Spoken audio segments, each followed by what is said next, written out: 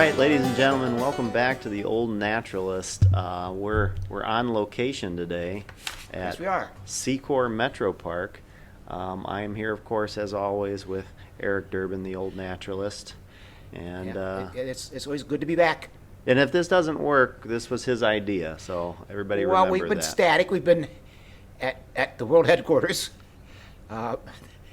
my kitchen counter in Waterville. We've also done a remote at the BGSU student radio station. That's right. We did that. That was good. But that wasn't very natural. It was very unnatural. And so we're going to do some nature today. We're here at the Secor Metro Park window on wildlife, That's right. and there is wildlife here. There are things out there. We've had, maybe 10 species of birds so far. Kind of typical. Yeah, and it's kind of a blustery, cool morning. And I think it's very active. They're getting some breakfast. I think it's We're gonna nice. be airing this one in April, but we full disclosure, we are in March. We're filming in March, and late March. I actually walked out of my house this morning, and I heard 2 birds of March. And they would be, Well, at least in my yard, eastern phoebe wow. started to call, Yes. and we've had nesting Cooper's hawks for several years in our area. A red-bellied woodpeckers. There we go. We're going to talk about that. You mentioned the phoebe. Yes. Is that where you would like to start today? Well, no, actually, I wasn't even going to mention that. Okay. It's a backyard bird because a lot of people don't have phoebes in their backyards. That's true. You're very lucky, but Yeah. that is a bird that actually. Oh, our topic. Do we talk about our topic? Let's talk about the topic. Talk about the topic. Yeah. I wanted to talk about like the changes in the bird life, typically mainly of your backyard, but also in sort of in general Northwest Ohio, because what we see now today is not what we were seeing 50 years ago, That's right. or 100 years ago, or 200 years ago.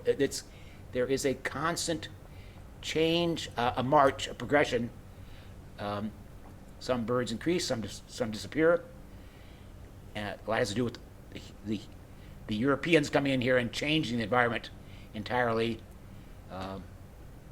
Starting in the early 1800s when we came in and started removing the forest and changed it into our backyard farmland.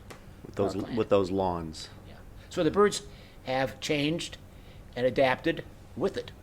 That's right. And so just a lot of people maybe don't even think, well, birders always think about it a lot, but I think ordinary citizens don't realize how much the world has changed in just 50 years. Ordinary citizens, otherwise known as normies. Yeah, civilians. Yeah, civilians. You know, and we're talking about birds today, but you know, a lot of people don't understand that we had wolves and porcupines out here, you know, within the last 150 years. So it's like they're not quite. I think you enjoy your life and the world more if you have some conception Of what it used to be? what time and place you're living in, and that you're it wasn't always just like this. It's not always going to be just like this. Well, I don't want to get too far off topic, but you mentioned, animals that are extirpated. Yes. And so, like, bigger animals, like, how far back bison? Like, what are we talking there? Well, actually, bison was one of the early disappearance ones. There is records of them being at Defiance down the Maumee River, it's still in northwest Ohio, like 1810, 1812, Really? like that, I believe. Wow. So that was the very last Yeah. of those. Yeah. But the things like elk, wolves, the abundant black bears, the porcupines were in every woodlot. These things, they lasted up until the forests were cleared. Around like the late 1880s, 1890s, even the more remote parts of our area, Paulding County, Monroe County, were getting cleared out of cleared. The old forest was being cut and replaced by fields. Okay. And they had some stands of wild land left, and they actually organized big hunts because they didn't want wolves in their backyards. They didn't want elk in the garden. Because of now for wolves, because of we're getting off topic here. That's But fine.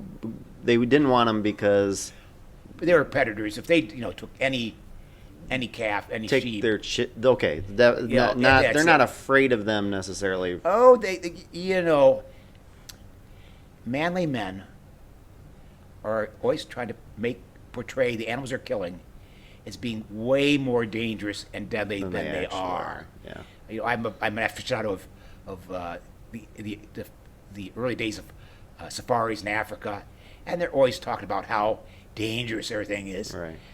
I've been to Africa and I've camped out with nothing but my my pocket knife, and it's like you leave them alone, they leave you alone. It's so ridiculously men like to.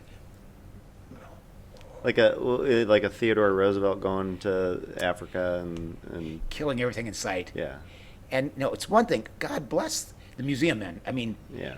he- The Smithsonian is a lot of Roosevelt what, and a lot of those guys would get the American Museum of Natural History or the Smithsonian behind them, and they'd say, "We're going on this expedition to collect specimens for those museums." Well, those specimens wanted a sample, a male, a female, Right. maybe a young animal. They didn't need 20 lions. Right. They just needed one lion. They didn't need. he did go a little overboard. They talk about their bag, how many they. Well, Okay, well, we're way off topic. we are way off topic. I want to know Yes. what bird we were going to start talking about. Well, as I started, I actually had to. I actually He's got. I did some research. Yeah. Was you immediately would say, well, what year was that? And I can't.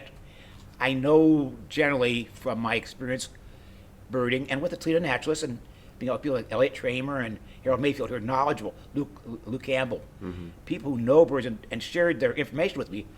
I have a good feel for it, but I don't know the dates. So I looked basically in Lou's book, Yep, there it is. Birds of Lucas County. You and I got that relatively recently, right? I've had copies for years. Oh, you've had copies. Okay, but Our friends, our Miss- friend Kent Becker at the yeah, Toledo Zoo, Yeah, where it was published, yeah. Kent found stacks of them in the Yeah. basement. I have one now, so too. We've made an effort to get them out to the birding public. It's good. And also, there's a pamphlet, changes to the natural history of the region. Oh, if you want to read about porcupines and stuff like that, and elk and wolves, What year did Harold do that one? I think it was originally 1972 was the first issue. It's Okay. been reprinted, but I don't think they changed the copy. So it's a little antiquated. I mean, of course, all the information about the past is good. And he covered the birds, but he also covered the big animals, and also just like the landscape, the forest, and that's. Harold Mayfield was a great naturalist. God bless Lou Campbell. We loved him, and he was the best field man we had around here. But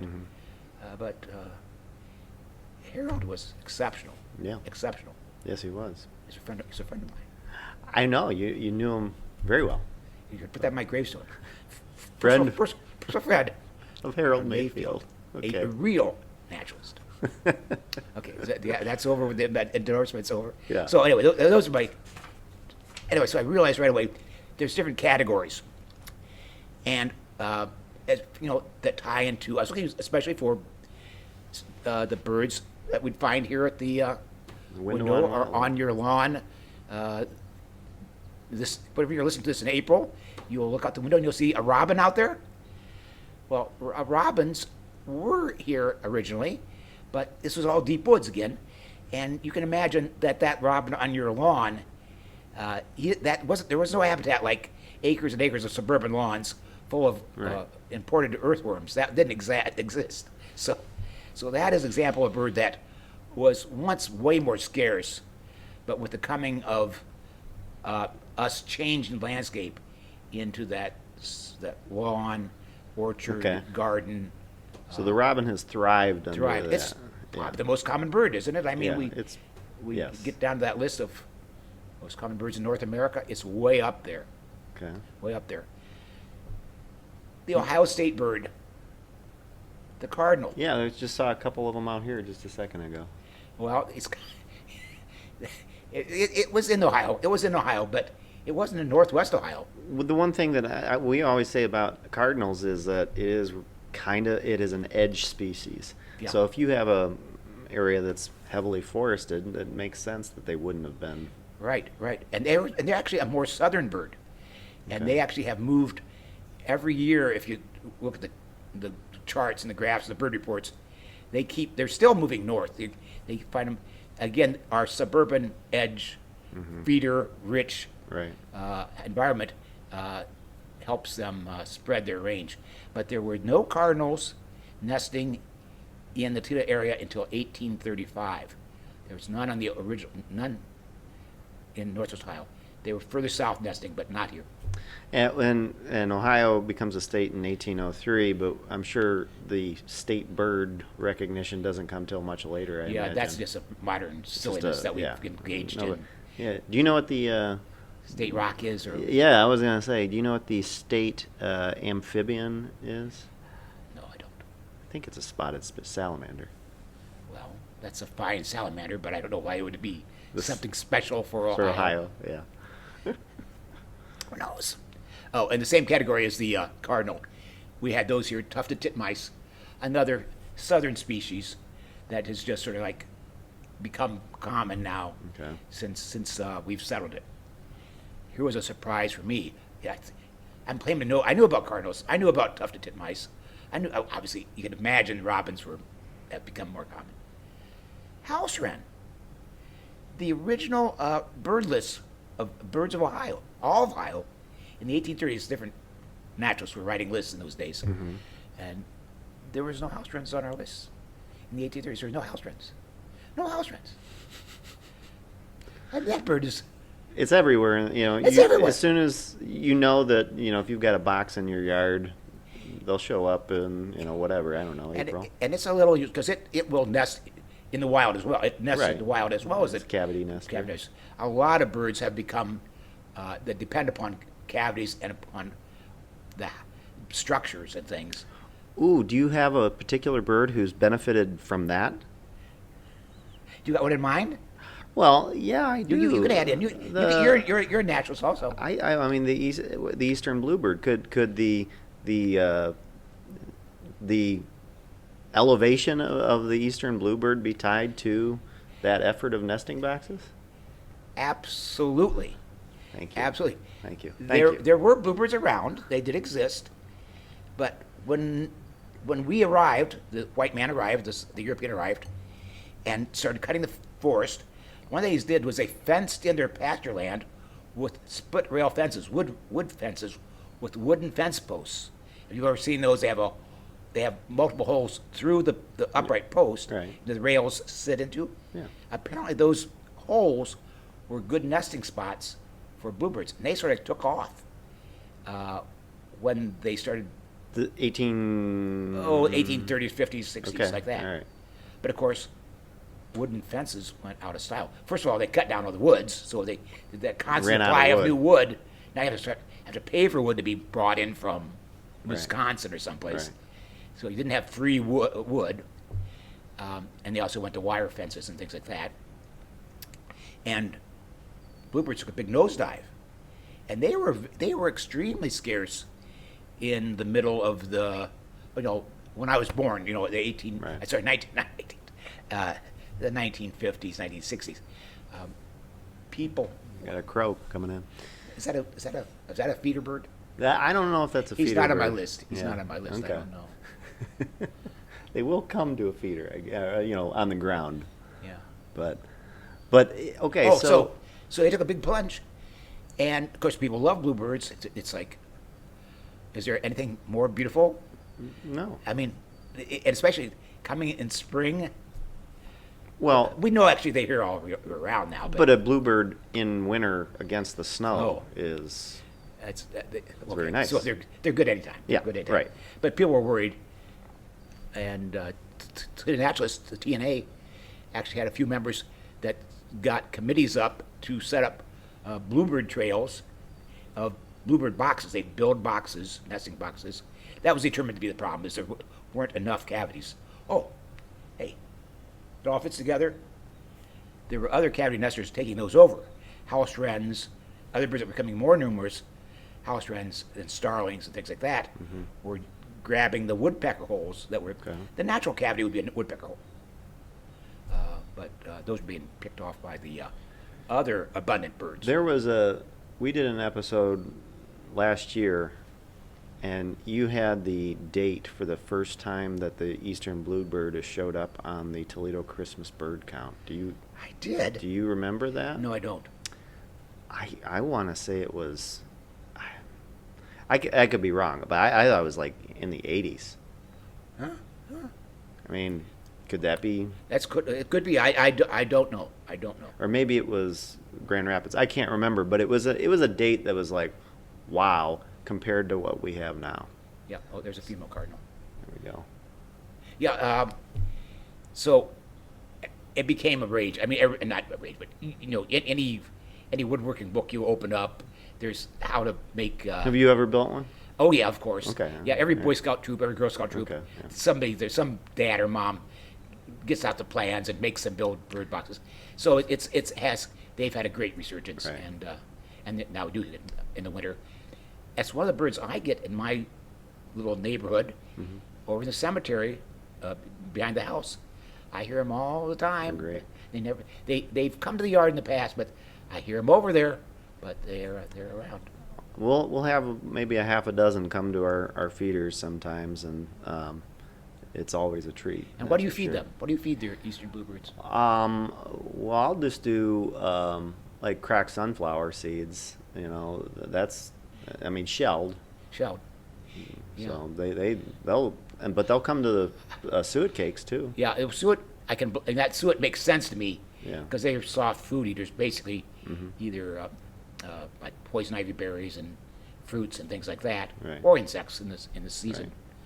Right. But yeah, But they'll eat the seed. it's amazing the number of birds that are not seed eaters that will eat those shelled. Right. Well, if you have a robin show up at a feeder, I mean, robins and bluebirds are both thrushes, and I don't think that neither one of them really, you wouldn't classify them as a seed eater. There's a white-breasted nuthatch. And we're in a pretty wooded area here at Secor Metro Park. This was one of the areas that stayed wooded.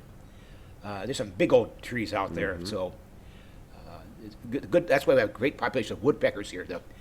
This is a hairy woodpecker spot. If you want to get hairy woodpeckers, I'd always come to Secor. Now,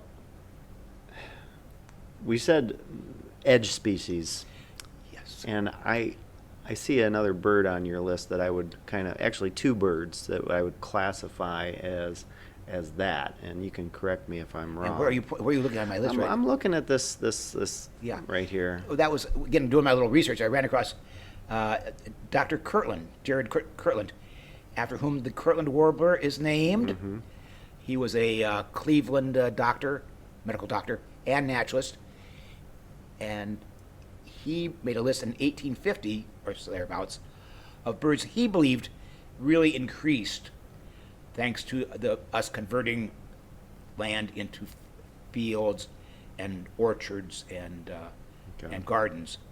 And he mentioned the bluebird, the brown thrasher, and the catbird, which are, the thrasher is, I think, down at the moment, but the catbird is ubiquitous. Oh my gosh, you can't escape those things. Stamp them out. They're vermin. I don't know about that. And Harold Mayfield, he added three more he thought was also likely to have increased a lot because of the way we changed the habitat.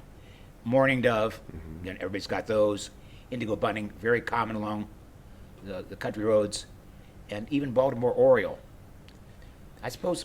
Okay. I don't know why I don't know his logic, his thinking, For that one. but certainly they're a lot more they're fruit eaters, and they probably enjoyed the rise in orchards and things. Well, as far as those birds, bluebird, brown thrasher, catbird, mourning dove, indigo bunting, and Baltimore oriole. Yep. The mourning dove is the only solid. I mean, bluebird now, but maybe not back then. I don't know. the only solid resident. I mean, we got migrants, solid migrants, Baltimore Oriole Hmm. and indigo bunting there. I don't know if that would have any bearing on whether they Oh, yeah. increase or decrease. There's so many things at play. Variables, yeah. Yeah, and obviously, your backyard is going to be completely different from my backyard, even though in the same We're real general close, area. yeah. Um, Mourning dove, so likely increased. My, by the fields, I think would be the reason that we'd grain. but they're also just a prolific breeder. Period. Like my wife Alyssa wrote a little. She did a bunch of research and wrote a little article Really? on the mourning dove. I have to find that and show that to you. But she, We got a guest appearance, maybe. yeah, that'd be great. But yeah, that makes sense for those birds. Now, what about some downward? Do we have any of those that have disappeared? Well, I was focusing on more like backyard, yard birds, lawn Okay. birds. Okay. And a lot of the ones that have disappeared are birds that are um, more forest oriented. Uh, so you even mention passenger pigeons? No. Okay, we won't mention passenger pigeons. They were gone. Ruffed grouse was a common bird in the big woods. They've still shown up occasionally in recent years, but that used to be a standard game bird in this area. Mm-hmm. In the last one, that Luke Campbell mentions was killed in I think 1913. Okay. There's a big gap there. They tried to reintroduce that thing. So, are they wild? Are they maybe creeping down from growing populations in Michigan or Right. southern Ohio? Who knows? The greater prairie chicken. When's the last year for that one? It disappeared around 1875, but it was a common bird. And the story is the Cherry Street in downtown Toledo. There was lecks of 100 of them dancing around down there, and you just go out of your mansion, your mini mansion, and blast them. I still haven't seen that bird. That would be a good one to see. A few people, including Luke Clure, who's well known Toledo figure, Another writer. sports for, writer, Yeah. outdoor writer for the Blade, I believe, when he was writing. I remember Toledo Naturalist Association. He and his friends they tried to reintroduce them in the 30s, and they had a population kind of semi going on, but it burned out. Well, they don't. If they don't have the habitat, then Right, that's right. not going to work out. One that's fluctuated besides the eastern bluebird going down and then up again, thanks to the nesting boxes, was the red-headed woodpecker. Because I thought this was a nice little anecdote. That bird, of course, it was established in the forest, but during like the 30s, its numbers plummeted in this area, and Luke Campbell attributed it to roadkill. They were getting killed by cars. In the 20s and 30s, they were building faster cars and building more cars, and I don't know. This is his idea. This is his I don't idea. know, but you go ahead. We don't want to. Well, listen. I mean, he's obviously, but we don't need to. It's not gospel. No. Just- But he's thinking they're getting hit by cars. They're insectivores mainly, and they were flying down on the roadways to pick up road-killed insects, squash bugs and things, and then the cars would Okay. come down whack them. Now the population population went up again in the 50s, and this is Luke Campbell. Hey, it's a great story. You want to know? I'm here to tell stories. You don't come to me for facts. You come to me That's for right. Stories. Yeah, well, remember that, people. No, The legends no facts and here. lore. He thinks they got used to cars. They figured them out. They adapted in They 20 adapt. years. 30 years, 20 years, 30 years. Yeah. I like Luke Campbell, but I'm not sure I'm buying that one. Okay. Well, I mean, think about how many times you've been down Girdham Road, and you would see a red-headed woodpecker come out onto the berm of the road. That's not uncommon necessarily, but I'm not sure I've seen that behavior It's because it's got the slow speed limits down there now. No, it's no parking. Not No, zooming around no like they were in parking. the 30s. Yeah, no, You could, no parking, exactly. yeah, yeah. No looking, no center Swanton Township trustees put up those ridiculous, ugly, no parking signs in a place where we have been parking for years. Yeah. I'm It I'm not- doesn't make sense not to me. happy about It that makes one, no sense but- to me. all right. So couple more here. Couple more. more. Here's a category: plains birds, birds of the western prairies, who've arrived this area because we've again converted Cleared it out. to a prairie. Yeah. And the two on the list were horned lark, which again one of the most abundant birds in the world, and they were seen in Ohio, like along the lake on the beaches and stuff. But now they're in every field. They just began nesting in our area in the 1880s. So before that, they did not nest in Northwest Ohio at all. Now they're in every plow and bean field. One thing I want to say about horned lark, we do have some non-birders, pardon me, who listen to this podcast, and if you don't know what horned lark is, it's like you're driving down the road in the wintertime, and these birds stay on the road until almost you hit them, and then they scatter. Oh, they fly low. They fly low across the road. Very low, Low in and fields. Yep. those are likely horned larks. Good-looking bird. I like horned larks. Yeah, that view you get driving is not very good, but when you get a good close-up look Right. at them. Yeah. In areas that don't have a lot of open fields, I was leading a group of Cincinnati birders up here one time, and I took out to see an eagle's nest, also a bird that Right. not a yard bird. So we're not talking about We're it. not- but, we're not But talking- when this had declined, it was way down. And it was like, okay, we got an eagle's nest. We can go see the eagles on the nest. Yeah. I took them out there to see it, and they were looking at the thing, but then I realized half the group was around looking down at the ground behind us. Looking at horned larks? They were looking at horned larks, and why are What are you there's an doing? eagle's nest? There's eagles feeding young birds up here. What are you looking at that dirt bird down Stop there? looking at that brownish. Yeah.